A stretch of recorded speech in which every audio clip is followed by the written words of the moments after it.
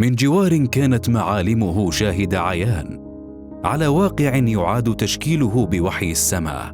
نعود برحلة استثنائية عبر روحانية الزمان والمكان من بوابة أول متحف تفاعلي حي للسيرة النبوية. حقيقة هذا المتحف هو مفخرة إسلامية انطلقت من المدينة المنورة بالمملكة العربية السعودية.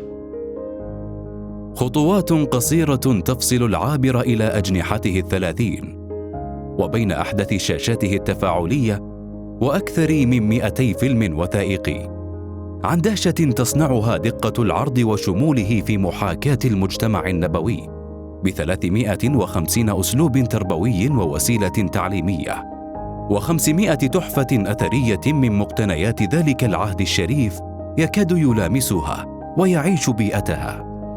من أهم وسائل العرض الأطالس العصرية وقاعات العرض السينمائية وكذلك شاشات العرض ثلاثية الأبعاد وتكنولوجيا التصوير التجسيمي وتكنولوجيا الواقع الافتراضي وأيضا الواقع المعزز.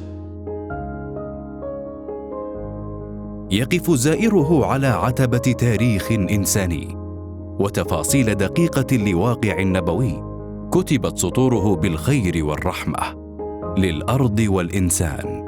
هنا النصرة الحقيقية لنبينا الكريم صلى الله عليه وسلم من خلال القوة الناعمة، من خلال الحقائق والرصيد العظيم الذي تحفل به السيرة النبوية المطهرة.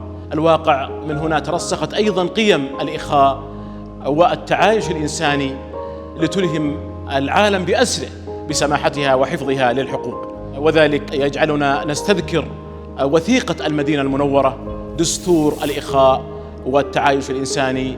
هذا المتحف أيضا أبرز مواد هذه الوثيقة التاريخية وشرح تفاصيلها بعرض تقني متميز ولله الحمد.